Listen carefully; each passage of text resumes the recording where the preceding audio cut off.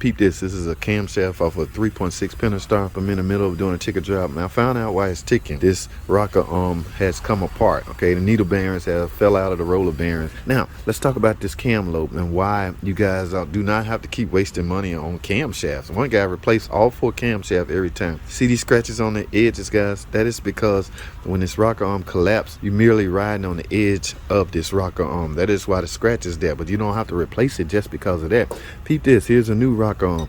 It's gonna ride on the roller bearing like it's supposed to. This rocker arm is intact. Now I'm going to Harbor Freight real quick. I want to get a mic to show y'all. You can just simply measure these lobes. And if they all the same and this only have scratches on the end, yes, it's reusable, guys. Okay, you don't have to spend $300. Remember, this is not a wearable item. Only reason you should replace this is because it's damaged. All right, we're gonna talk later, guys. Let me run to Harbor Freight real quick, see if I can find a digital micrometer so we can measure the lifts on these cam lobes. All right, yeah, stay tuned.